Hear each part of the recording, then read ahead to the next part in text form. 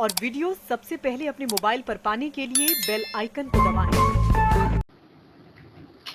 नमस्कार, मैं हूं अनिल वर्मा शेखर। रात के 10 बजे हैं और ये समय है बिग बुलेटिन का। आज के विषय पर चलें इससे पहले हम लोग चाहते हैं कि एक बार महंगाई पर चर्चा कर लें संक्षेप में। अभी गैस के रेट बढ़े हैं, दूध के रेट बढ़े हैं, तमाम और चीज़ों के रेट बढ़ रहे हैं और जिस तरह से चुनाव के बाद में महंगाई बढ़ने की उम्मीद थी बढ़ गई है। हम मुख्य विषय पर चले आज की। हम चाहते हैं कि एक एक बार में जो प्रतिक्रिया है आपकी महंगाई पर, क्या स्थिति है, जो जिस तरह से रसोई पर बोझ बढ़ गया है, बजट बिगड़ गया है, फीस बढ़ गई है, कॉपी किताबों के रेट बढ़ गए हैं कई परसेंट, 25-25।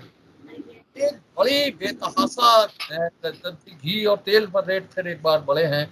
तो ये जो बेतहाशा पूर्ण वृद्धि है, इस पर हम कम से कम जनता के साथ तो खड़े दिखाई दें। जी, महंगाई तो देखिए, चुनाव के बाद हमारे नेता माननीय राहुल जी ने कहा कि चुनाव खत्म हुए, अब तो ये जो पेट्रोल डीजल पे जो लॉकडाउन था ये भी खत्म हो जाएगा। तो वही सच हुआ कि आप देखिए, गृहिणियों के लिए रसोई गैस के दाम बढ़ गए, पुरुषों के लिए पेट्रोल डीजल के दाम बढ़ गए, बच्चों के लिए दूध के दाम बढ़ गए। तो यही तो सबका साथ सबका विकास है मोदी सरकार का, और मोदी है तो मुमकिन है। तो आज चुनाव के बाद जो आशंकाएं जताई जा रही थी, तो वही सही साबित हुई कि चुनाव में ये सारी चीजें होती हैं कि चुनाव में सारे पेट्रोल कंपनियों ने दाम नहीं बढ़ाए, उनको निर्देश थे, और उसके बाद चुनाव खत्म होते ही, और वही हाल देखिए, जो 5 किलो राशन मिल रहा है इसका भी यही होगा। अगर बहुत इन्होंने लंबा खींचा तो 24 के चुनाव तक ये, उसके बाद ये फ्री राशन ये भी बंद हो जाएगा। ये सिर्फ एक चुनावी लाभ लेने के लिए था। तो जनता इसके करा रही है, और आम आदमी की आय घटी है और महंगाई बढ़ी है। तो इसलिए देश के सामने इस समय हमें लगता है कि जो अच्छे दिन का वादा था, और ठीक उसके उलट हो रहा है कि मोदी जी सबके लिए और बुरे दिन ले आए हैं ये। सुशील श्रीवास्तव जी, सुशील, हाँ। अच्छा, सीधी सीधी सी बात है कि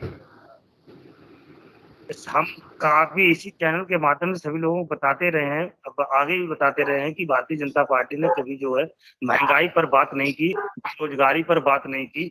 अगर ऐसा एक दूसरी हम बात कहना चाहूंगा अपने माध्यम से, और जितना हमें ज्ञान है उतनी बात कहूंगा कि भाई साहब देखिए कि अब 50 साल के नौ रिटायरमेंट दे रहे, हमने जहाँ पर 50 साल से रिटायरमेंट दे रहे, सफाई को के अनुसार जो है नौकरी 60 साल तक 62 साल तक है, ये सब लोग जानते हैं, लेकिन वो संविधान को भी खत्म कर दे रहे हैं धीरे धीरे। दूसरी बात, जब महंगाई की बात कर रहे हैं, महंगाई तो सभी लोग झेल ही रहे हैं, लेकिन भारतीय जनता पार्टी ने अभी थोड़े दिन पहले इलेक्शन में कहा था कि महंगाई हम कम करेंगे, लेकिन महंगाई कम करने की बात नहीं, महंगाई और बढ़ाने की बात कर दी उन्होंने धीरे धीरे। डीजल पे भी दाम बढ़ना प्रारंभ हुए, पेट्रोल पे भी, साग सब्जी, हरी सब्जी, गेहूं पर भी दाम में नहीं है। किसान आदमी इसमें राजपूत आम आदमी पार्टी।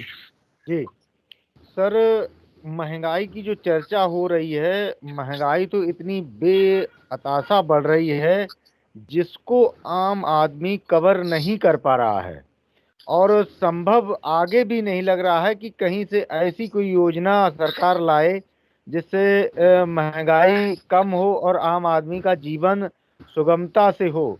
ऐसा कहीं पर भी नजर नहीं आ रहा है कि कोई ऐसी योजना भविष्य में आने वाली है। और जो गरीब जनता है उसको जो 5 किलो का राशन देकर जो भरमाया गया, और उसी पर मैं एक लाइन और जोड़ना चाहूँगा, वो उसमें अगर हम देख लें जो 8 रुपए का नमक दिया है, उसमें भी जो विज्ञापन है वो 17 रुपए का है। तो ये ऐसे अनैतिक रूप से जो खर्चे जोड़े गए हैं, उससे और महंगाई बढ़ी है और देश पर कर्ज बढ़ा है। इससे प्रति व्यक्ति आय घटी है और व्यक्ति परेशान है। जी भाई साहब, जी भाई साहब, ज्यादातर महंगाई के इस मुद्दे पे हमारे सारे पैनलिस्ट ने अपनी अपनी राय दे दी है। इसमें मैं एक चीज और जोड़ूंगा, रेलवे में साहब जो सीनियर सिटीजन पे जो 50% का अभी तक जो है जो सीनियर सिटीजन को लाभ मिलता था, वो एक और नया आया है कि साहब वो पूरी तरीके से खत्म कर दिया गया है।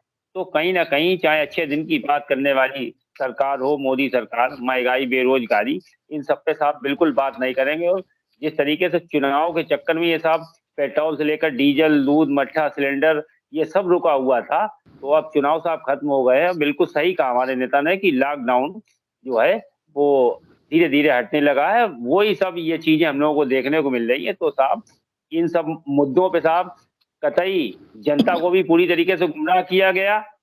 उसी का ये जीता जागता उदाहरण है कि अभी और बड़े पैमाने पे जिस तरीके से हम लोग साहब देख रहे हैं कि खाने वाला तेल हो साहब 160-200 रुपए रिफाइंड की क्या स्थिति है।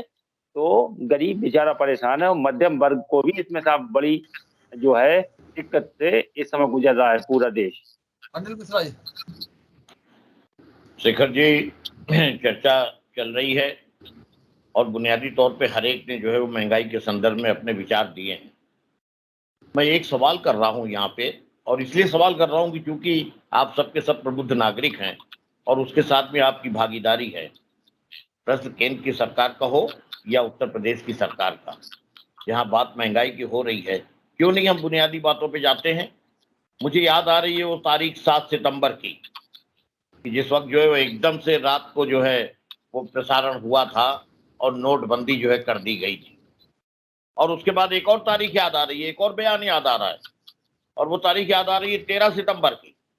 और उस वक्त के ऊपर हिंदुस्तान के प्रधानमंत्री ने लोगों की भावनाओं और जज्बात से खिलवाड़ करते हुए ये कहा था कि मुझको केवल 31 दिसंबर तक का समय दे दीजिए, अगर मैं जो हूं अपने कहीं पे गलती पे साबित हुआ या मेरी अपनी जो है कोई योजना गलत रही तो मुझे चौराहे पे खड़ा कर दीजिएगा। प्रश्न इस बात ये हुआ क्या? मुकुल रोहतगी जो उस वक्त के ऊपर सॉलिसिटर जनरल थे, उनका अंदाजा था कि साहब ये जो है वो अपने 4-5 लाख करोड़ रुपए जो है वो काला धन जो है स्पष्ट रूप से सामने आ जाएगा। दूसरा ये बात कही गई थी कि आतंकवाद खत्म हो जाएगा, देशद्रोही एक्टिविटीज जो है वो रुक जाने की बात हो जाएगी। क्या हुआ?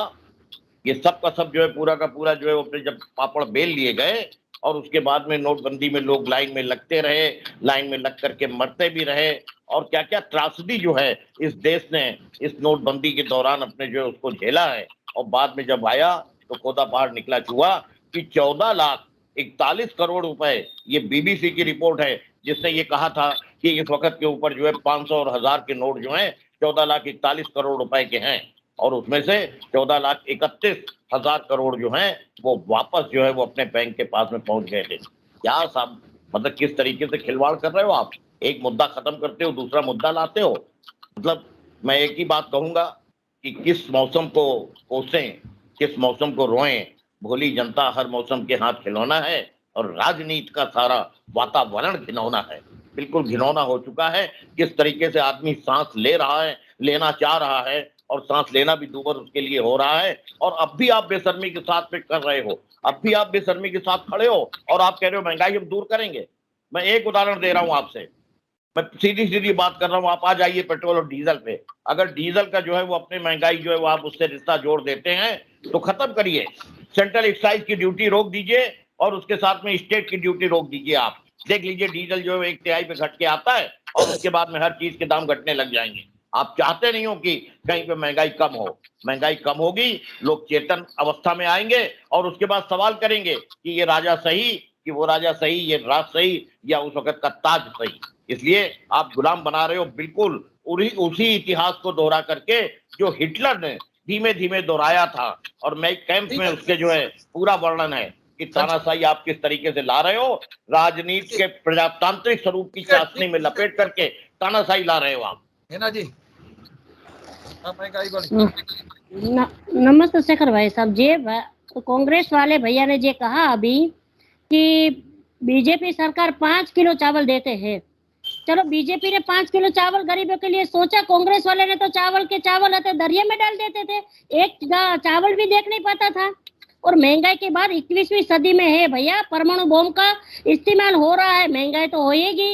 अब ये तो नहीं कि साइकिल से सब लोग जा रहे हैं या गाड़ा बैलगाड़ी की सवारी नहीं है। पेट्रोल, जितनी गाड़ी बढ़ रही है महंगाई में उतना पेट्रोल का खर्चा होगा, तो महंगाई तो आपके ऊपर हमारे ऊपर पड़ेगी। और सरकार की बात कह रहे हो, आज जब सरकार